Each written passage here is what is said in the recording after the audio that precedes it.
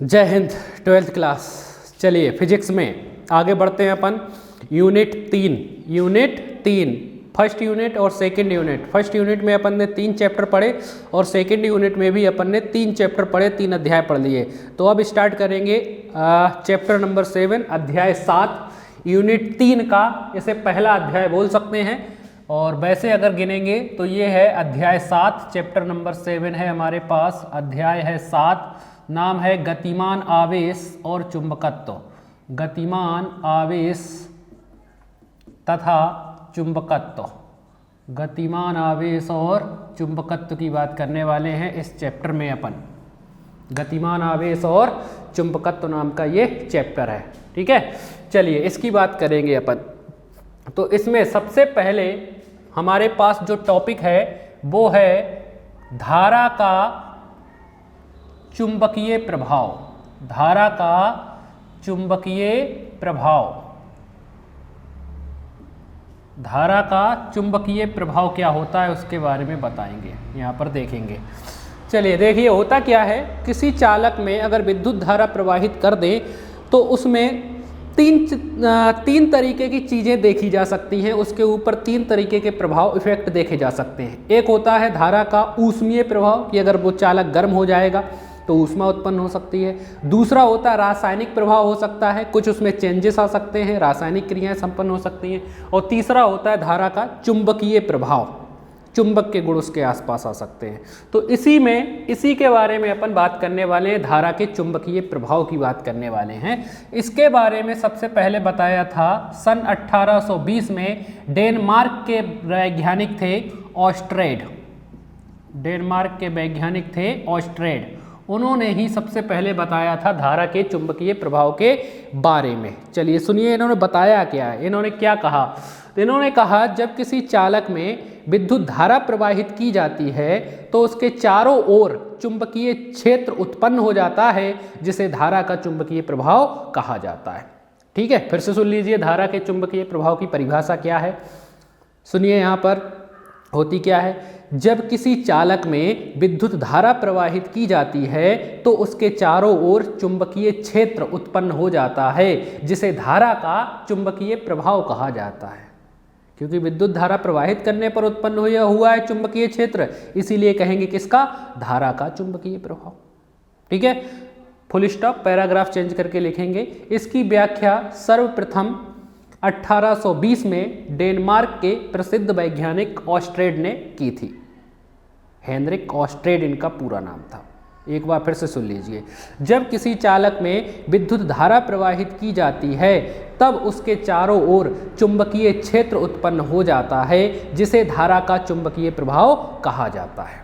Full stop, paragraph change करके लिखेंगे। इसकी व्याख्या सर्वप्रथम सन 1820 में वैज्ञानिक ऑस्ट्रेड ने की थी। फुल स्टॉप, ठीक है।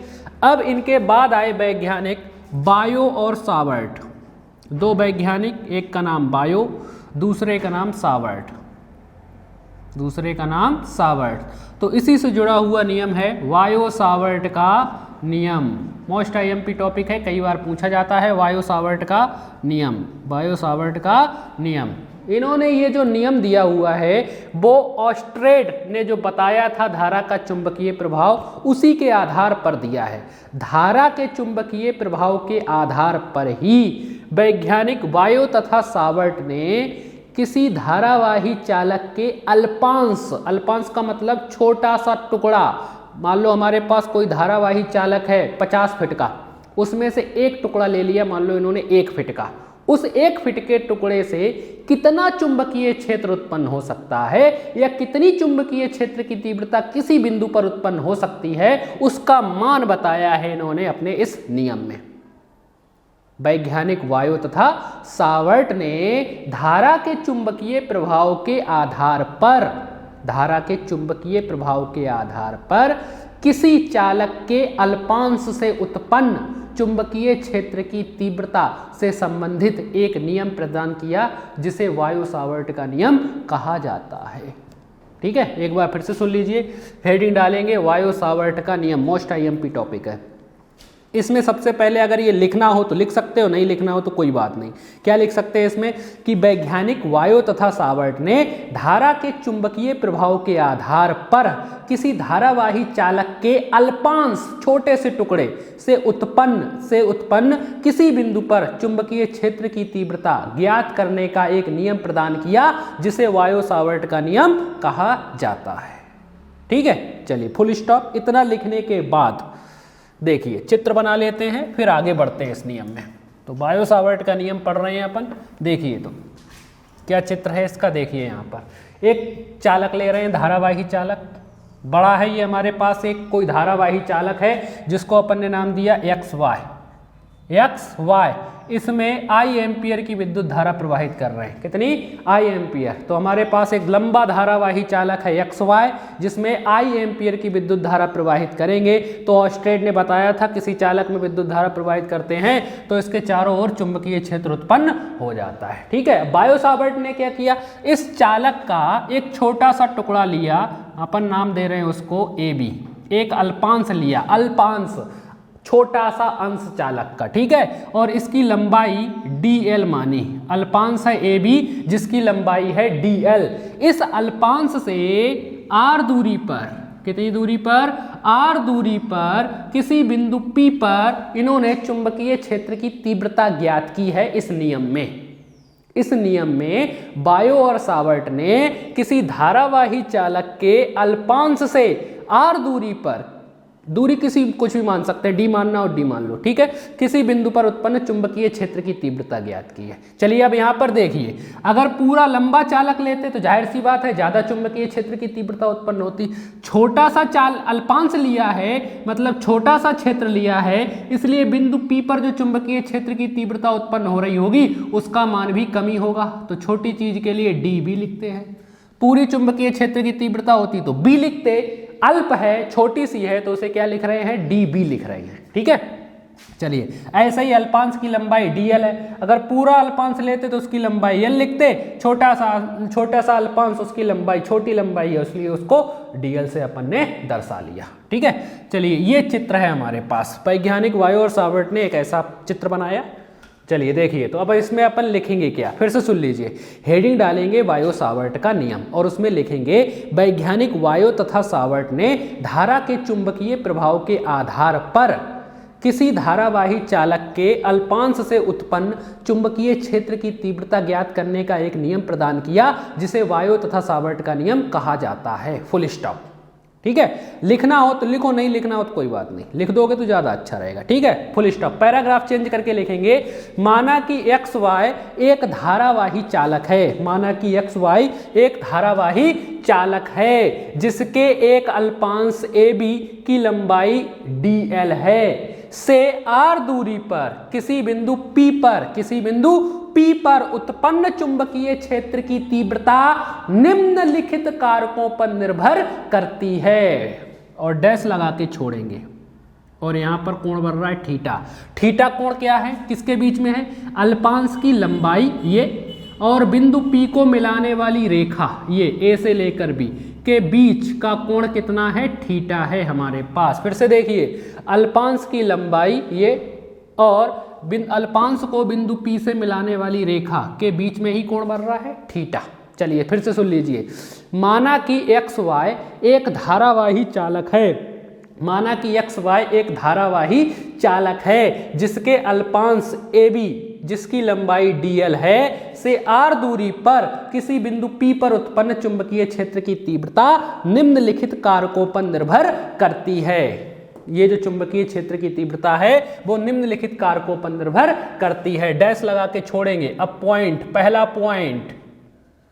पॉइंट सुनिए, क्या लिखेंगे? उत्पन्न चुंबकीय क्षेत्र की तीव्रता, उत्पन्न चुंबकीय क्षेत्र की तीव्रता, डीवी मानिए, उत्पन्न चुंबकीय क्षेत्र की तीव्रता चालक में प्रवाहित धारा के समानुपाती होती है, अर्थात dB समानुपाती I, और इसे बना देंगे समीकरण नंबर 1। ठीक है, फिर से सुन लीजिए क्या लिखेंगे, डैश लगा के छोड़ा तो उसके बाद लिखेंगे कि उत्पन्न चुंबकीय क्षेत्र की तीव्रता चालक में प्रवाहित धारा कितनी मानी आई के समानुपाती होती है। तो नीचे लिख देंगे अर्थात डीबी समानुपाती आई। समीकरण नंबर 1 बन जाएगा। दूसरा पॉइंट या अंकों में वैसे लिखते हैं 1 2, ठीक है, इस तरीके से। फिर उत्पन्न चुंबकीय क्षेत्र की तीव्रता, दूसरे पॉइंट में लिखेंगे उत्पन्न चुंबकीय क्षेत्र की तीव्रता अल्पांश की लंबाई कितनी मानी है, डीएल, अल्पांश की लंबाई के समानुपाती होती है। समीकरण नंबर 2। ये सब बायो तथा सावर्ट ने बताया हुआ है, ठीक है। तीसरा पॉइंट कहता है अर्थात, नीचे अर्थात ये समीकरण नंबर बना देंगे। इसके बाद तीसरा पॉइंट इनका कहता है कि उत्पन्न चुंबकीय क्षेत्र की तीव्रता अल्पांश की लंबाई और अल्पांश को बिंदु P से मिलाने वाली रेखा के बीच बनने वाले कोण यानी थीटा ही कोण बन रहा है कि ज्या मतलब साइन के समानुपाती होती है, अर्थात डीबी समानुपाती साइन थीटा। समीकरण नंबर 3। और लास्ट पॉइंट उन्होंने बताया कि उत्पन्न चुंबकीय क्षेत्र की तीव्रता अल्पांश से बिंदु P के बीच की दूरी के वर्ग के व्युत्क्रमानुपाती होती है। समीकरण नंबर 4। Full stop. ठीक है, अब देखो सभी देखिए डीबी के मान हैं तो सभी समीकरण को मिला के लिख सकते हैं। समीकरण 1 2 3 व 4 से सभी डीबी के मान हैं तो डीबी समानुपात में जो है वो ऊपर आएंगे। आई है, कौन है, डीएल है समानुपात में, और कौन है, साइन थीटा है, व्युत्क्रमानुपात में कौन है, आर स्क्वायर है। ऐसा ही हो जाएगा। डीबी समानुपाती का चिन्ह हटता है तो नियतांक आता है के, और ये ऐसा ही I d l sine theta upon r square. समीकरण नंबर 4 के बाद बन गया 5। समीकरण नंबर 5, ठीक है, जहां नीचे लिख देंगे जहां के एक नियतांक है, जहां के एक नियतांक है। अब आगे बात कर लेते हैं एएसआई पद्धति की बात कर लें। एएसआई पद्धति में वायु या निर्वात में ये जो नियतांक आया है के, इसका मान होता है μ0/4π या होता है 10⁻⁻⁷।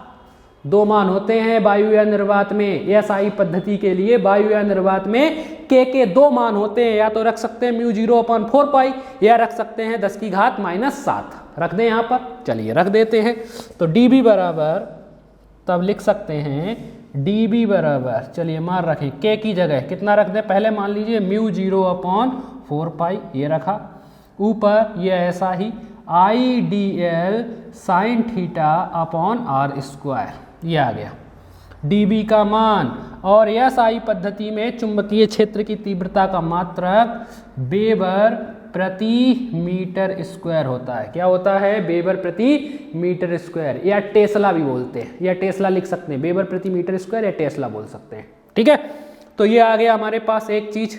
दूसरा, अब इसी को बढ़ा के लिख सकते हैं या, इसको मैं थोड़ा सा मिटा रहा हूँ यहाँ, या अगर 10⁻⁻⁷ रखेंगे तो dB बराबर आ जाएगा के की जगह कितना रख दें 10⁻⁻⁷, ये ऐसा ही I d l sine theta upon में आर स्क्वायर, मात्रक वही जो अभी लिखा, वेबर प्रति मीटर स्क्वायर या टेस्ला, वेबर प्रति मीटर स्क्वायर या टेस्ला, वेबर प्रति मीटर स्क्वायर या टेस्ला। ठीक है, ये तो बात हो गई कौन सी पद्धति, एएसआई पद्धति में। अब बात कर लेते हैं कौन सी पद्धति, सीजीएस पद्धति में।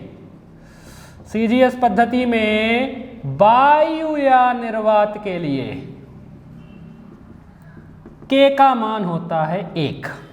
वायु या निर्वात में के का मान 1 होता है। सीजीएस पद्धति रख दे तब यहाँ पर, तब डीबी बराबर रख दें, के की जगह कितना रखेंगे, 1 रखेंगे, कोई मतलब नहीं, 1 का गुणा इसमें करोगे तो यही आ जाएगा। क्या आ जाएगा, आई d l sine theta upon में आर स्क्वायर। ये आ जाएगा। मात्रक होता है गॉस। चुंबकीय क्षेत्र की तीव्रता का सीजीएस पद्धति में मात्रक होता है गॉस और एएसआई पद्धति में मात्रक होता है वेबर प्रति मीटर स्क्वायर या टेस्ला। ठीक है, बस ये हो गया बायो सावर्ट का नियम और कुछ नहीं, बस इतना सा है। सूत्र याद कर लो, ये कोई सा भी चाहिए, बस ऊपर वाली चीजें समानुपात में है और नीचे वाली चीजें व्युत्क्रमानुपात में है, वो ही देखो लिखा हुआ है यहाँ पर, और कुछ नहीं है। ठीक है, चलिए एक बार फिर से सुन लीजिए। हेडिंग है बायो सावर्ट का नियम, उसमें लिखेंगे कि वैज्ञानिक वायो तथा सावर्ट ने धारा के चुंबकीय प्रभाव के आधार पर किसी धारावाही चालक के अल्पांश से उत्पन्न चुंबकीय क्षेत्र की तीव्रता का के लिए एक नियम प्रदान किया, जिसे बायो सावर्ट का नियम कहा जाता है। Full stop. ठीक है, फिर ये चित्र बना लेंगे छोटा। एक्स वाई धारावाही चालक, अल्पांश ए बी, लंबाई dl से r दूरी पर कोई बिंदु P है, उत्पन्न चुंबकीय क्षेत्र की तीव्रता dB है, अल्पांश की लंबाई और अल्पांश को बिंदु P से मिलाने वाली रेखा के बीच कोण बन रहा है थीटा। ये बना लेंगे चित्र। फिर लिखेंगे माना कि एक्स वाई एक धारावाही चालक है जिसमें I एम्पियर की विद्युत धारा प्रवाहित हो रही है, तब इसके अल्पांश AB जिसकी लंबाई dl है से r दूरी पर किसी बिंदु P पर उत्पन्न चुंबकीय क्षेत्र की तीव्रता dB का मान निम्नलिखित कारकों पर निर्भर करता है। डैश लगा के छोड़ेंगे और पहला पॉइंट लिखेंगे कि उत्पन्न चुंबकीय क्षेत्र की तीव्रता चालक में प्रवाहित धारा I के समानुपाती होती है, अर्थात dB समानुपाती I। समीकरण नंबर 1 बन गया।